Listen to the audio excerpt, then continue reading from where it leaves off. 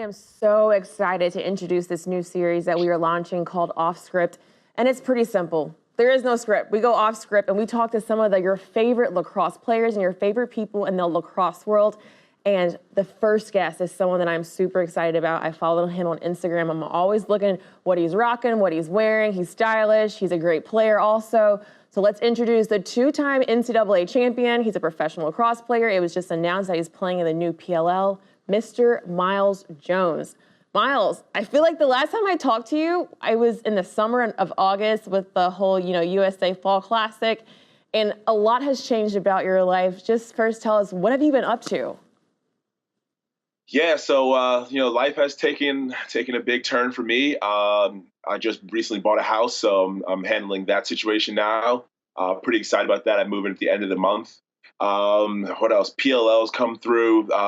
We've been rolling out different things with that. It's been a whirlwind in the past 2-3 months, and leading up to the spring. So I'm a lot of things to be excited about, and ready to get busy and get the ball rolling. I follow you on Instagram, and you just have been living your best life, I think. I mean, I see you've been traveling. You were at some Super Bowl parties. You've met a lot of celebrities and other athletes. What's probably been the one thing that stood out to you the most during this kind of off-season time? Super Bowl was definitely the coolest part. I walked the red carpet at Sports Illustrated, which was a cool experience. And, you'd be shocked how many people were, genuinely interested in the sport of lacrosse. I talked to TMZ. They asked me all these questions about lacrosse that, I didn't know they knew. I talked to Barstool Sports. They asked a bunch of questions.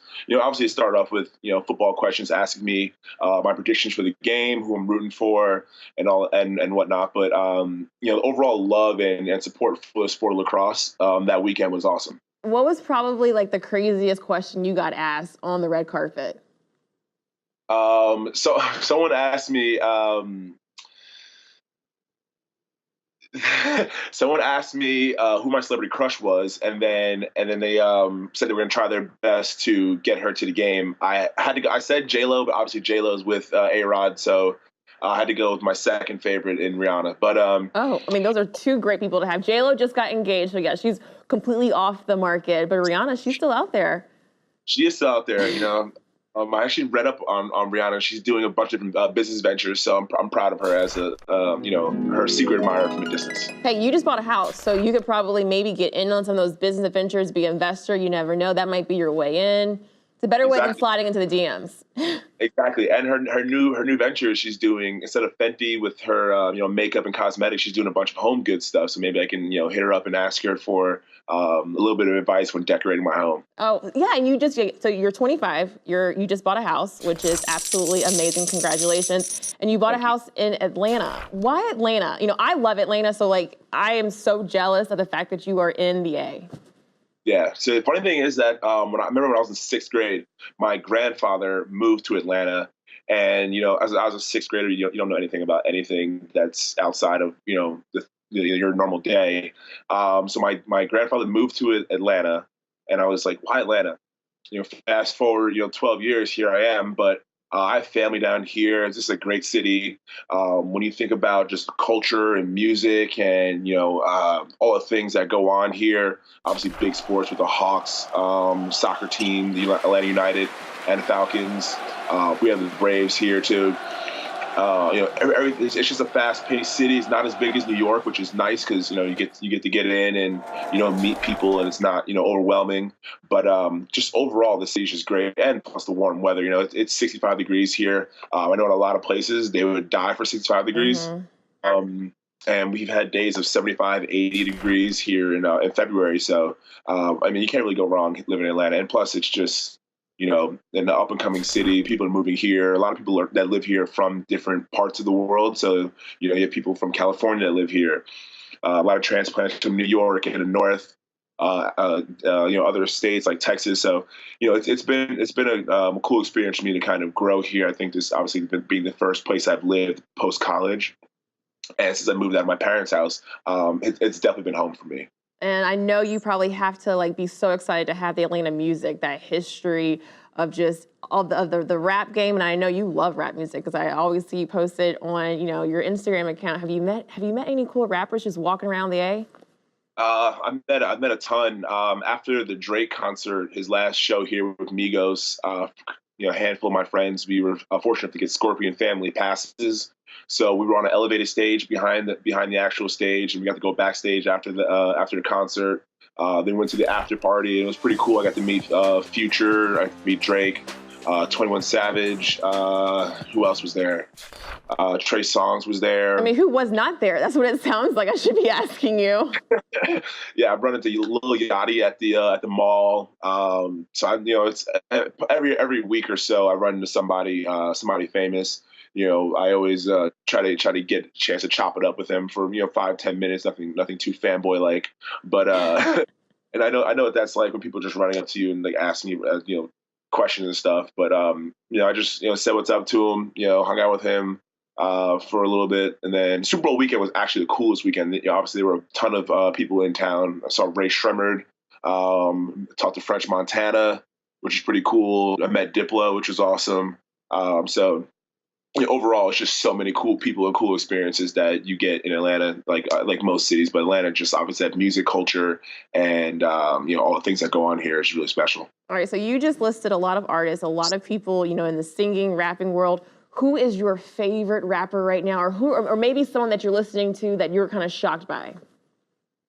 I mean, I've always, enjoyed my top three being Jay-Z, Future, and Drake.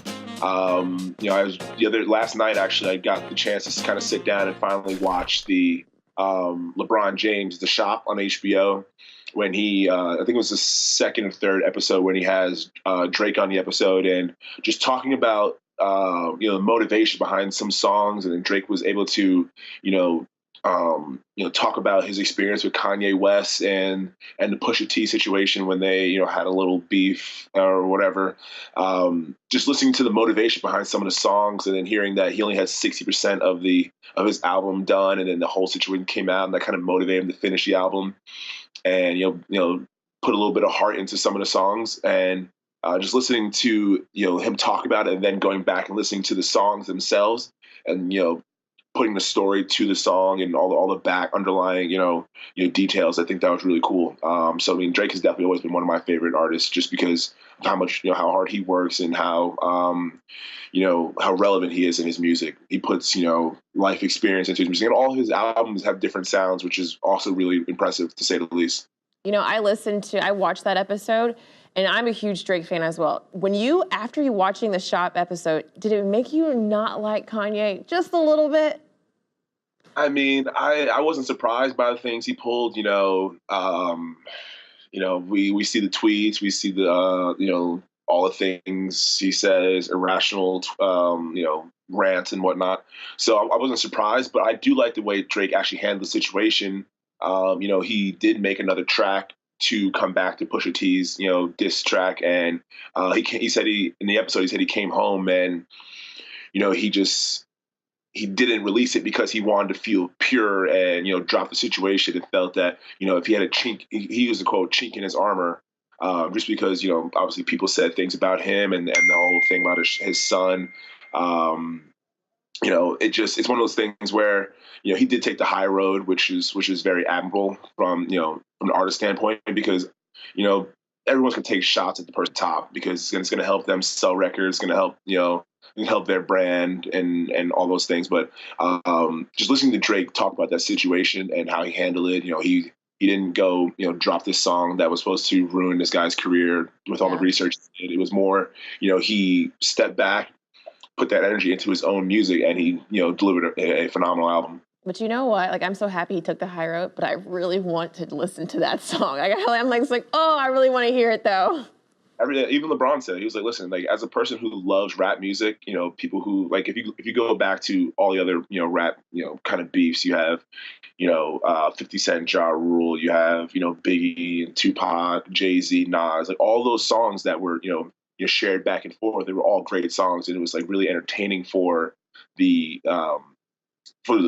music consumer and the rap fan. And obviously everyone wants to hear what goes on with Drake. He dropped the diss track on with Meek Mill, and a lot of people love that. And everyone was waiting for it. LeBron even said I wanted to hear it, as selfishly as a rap fan. and I'm sure everyone else felt the same way. But I would love to hear. I hope he drops it. Just maybe leak that somewhere. Maybe find somebody who has his computer or whatever. Yes, I would love to hear that too. All right, so Myles, I've got to ask you about your fashion game because you just have a very colorful, it's kind of just encompassing, I feel like, a whole bunch of different styles. And so I have to ask you, like, when you wake up in the morning and you're saying, or if there's an event coming up, how do you pick out your outfit? How do you plan all this? And what makes Myles Jones Myles Jones? Yeah, I mean, it's partially, one of those things where you draw inspiration from other people. I always talk about this, drawing inspiration from like Iman Shumpert and some of these guys in the NBA who have these flashy styles, and then obviously putting my own twist on it. So, when I wake up in the morning, it's go through my secret collection. What do I want to wear today? My outfit's usually built from the ground up. It's shoes, and then once I pick out my shoes, I know I have X amount of options of shirts that go with it. Sometimes I like to wear something that doesn't go with it, but maybe we'll see if it works out. But a lot of times, the cool part about being someone who likes fashion and stuff, a lot of the pieces that you pick out and you buy over the years, obviously buy them separately. Sometimes they come together as an outfit, and you get really excited about it, which is always fun. Nothing's better than just going in your closet, forgetting that you bought this button down, this flannel shirt, and you happen to buy a pair of sneakers 2 years ago that you've only worn once because you didn't know what to wear with it, and then you find something that goes together, and then you step out and you look good. My biggest thing, I wore a pair of shoes to the airport this weekend, and the amount of people that were just like walking, like took a double take at my feet and looked at me, and that's like, I think that's the biggest compliment. What shoes were they? The ones I posted online, actually, Okay. not those Pharrell Human Race. Pharrell shoes are pretty like out there too. They are. I was wearing the pink, purple, and like light blue pair, like it's kind of like tie dye. Mm-hmm. The amount of comments I got throughout the weekend was, felt good. I think I'd rather someone say, those nice pair of shoes that, oh, like I remember that goal you scored against so and so, and it was, pretty cool. But when it comes to fashion, you just draw inspiration from other people and just put a twist on it yourself.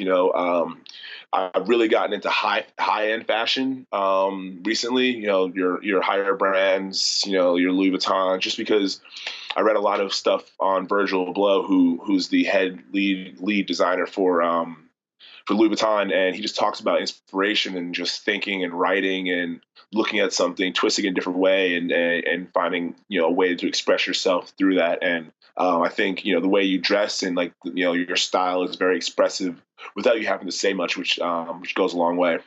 All right, so possibly will we ever see you have your own fashion line? And if so, have you thought about a name yet? It's funny. I actually was joking around with this with a friend the other day, just thinking about like when you're a person who loves fashion, you see something that's that's like, like I wish they did a little bit different with that. I thought it'd be really cool.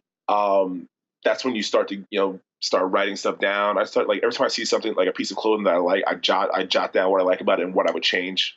A bunch of friends have joked around with names. My Judge, the first two letters in my first and last name, maybe making a jacket, because I actually just recently designed a jacket with Levi, which wasn't anything ridiculous. I got a light wash jacket, and I put a patch on it that was kind of resembling of who I am. Obviously I live in Atlanta, but the jacket has a pigeon on the bottom of it. And the pigeon, obviously, if anyone's from New York or New York City, they know that the pigeon is a kind of a staple in New York culture. You walk around New York City, you see pigeons all the time, just kind of like that New York feel, and just kind of something to remind myself of where I came from. And I slapped the pigeon on the bottom of the bottom of the jacket, and it was pretty cool. So that was like kind of my first taste of being a quote unquote designer. But I have flirted with the idea of possibly putting a little bit of effort and time into seeing what I can do in that space. Oh, well, that's so dope. So we want to play a game with you called, because you're so into fashion and then you love it. We might see a fashion line in a couple years. So we took some pictures of you and some outfits that you've chosen to wear, and it's called Wear Again or Never Again. Because sometimes you wear something, you go back and like, not something that I think I'll wear again. I wore something like 2 weeks ago, and I just said, oh my gosh, I'm never wearing that again. It was cute on the rack, but no. So, some of these are good outfits, but we just want to get your, just what you think when you see it again. All right, so here's the first picture. You posted this on your Instagram account. And so it's really not the outfit. It's really more about the hair. I love the hair that you got going on. I love the blonde. You got the mohawk. So would you wear again this haircut?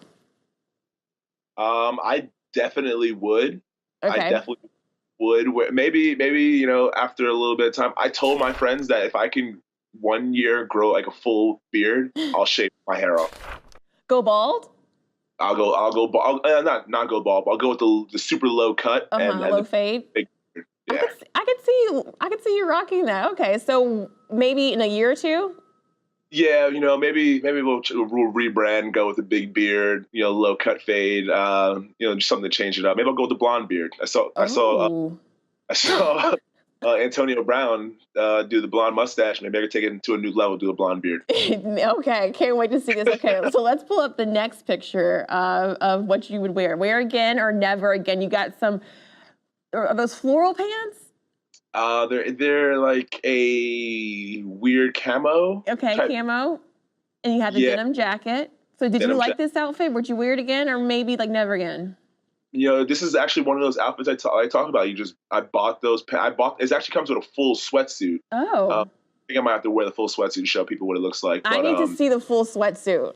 Full sweatsuit, dope, super dope. But the thing is, I bought that. That's a denim jacket I was talking about, and then I just kind of put that together, and I was like, you know what, this is a little wild, but nobody's gonna think that it looks that wild, when I wear it together. So I would definitely wear that one again.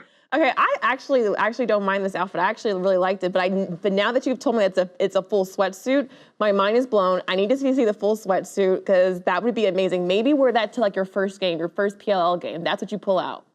I think we can do something. I got a bunch of outfits planned for the games and that we play in, so it'll be good. Oh, I can't wait to see these. Okay, so our last picture is from your 25th birthday.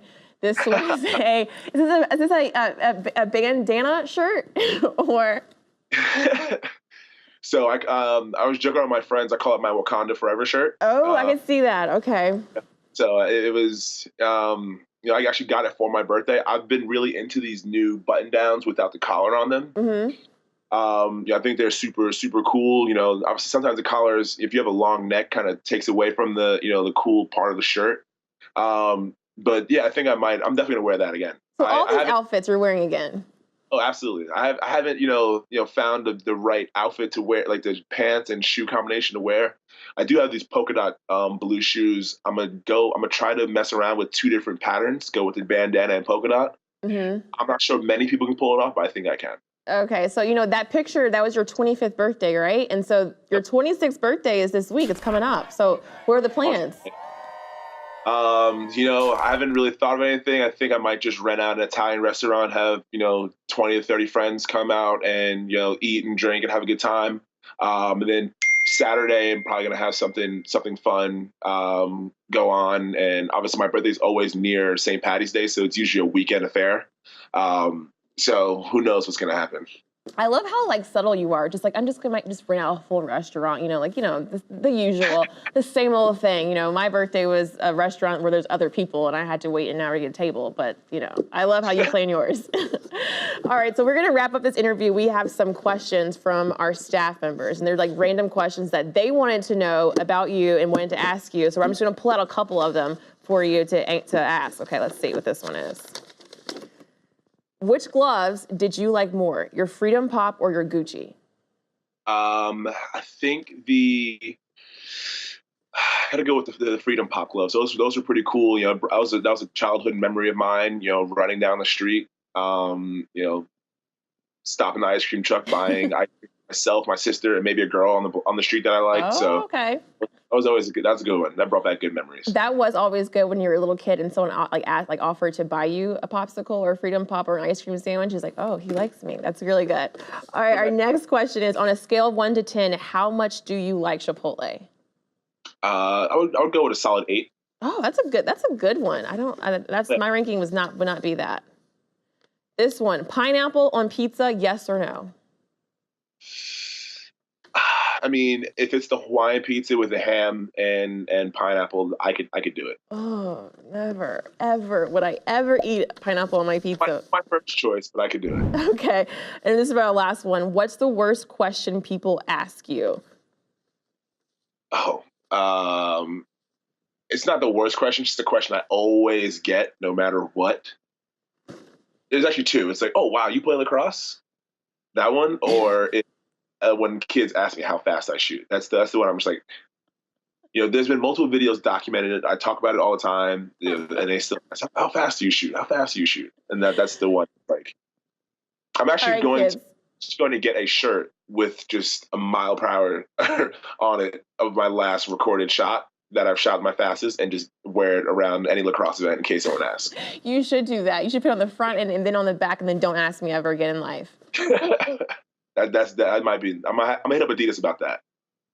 Oh wow. Okay. So of course I know you have a lot going on, but you also are an ESPN analyst this year. For ESPN. How has that been going for you? And do you have like a full, your own respect more for us people who have to ask the questions and go on TV and analyze you guys? Yeah, I've actually been doing a little bit of studying of Karik and Quint and Anish Sharaf and all these guys, doing their thing on camera. I'm actually, my first game that I'll be commentating will be Duke at Syracuse on March 23rd or 4th that weekend. Next weekend, so that's gonna be exciting. I've played a couple times in the Dome. It'd be cool to be on the other side of that, but I'm excited about it. It's one of those things where I obviously have a lot of knowledge about the game. It will take me a little bit of studying of the teams and players and, all the nuances and small details.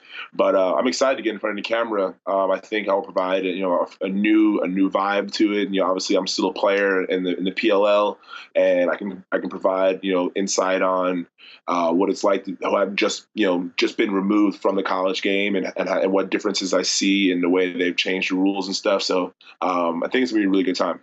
Oh, wow. So do you have your outfit picked out for that yet? First game? Yes, I'm definitely going to be sporting a burgundy suit, black tie with black Italian loafers. I have a lot of competition with Paul Carcaterra, who's always well dressed. So I got to steal the crown in my debut. Oh, I cannot wait for this outfit. And of course, last question: Team Chaos. A lot coming up for PLL. Anything you can tell us? Any more secrets you can tell us? Because y'all have been secretly just like throwing things out there. I can tell you one thing, that the uniforms are going to definitely impress. Ooh. I can tell you. Oh man, thanks so much, Myles. We want to thank you for being our first guest for this wonderful show that we have launching on IGTV exclusively from Lac Sports Network called Off Script. Myles, you're great. Thanks for going off script with me. Thank you for having me.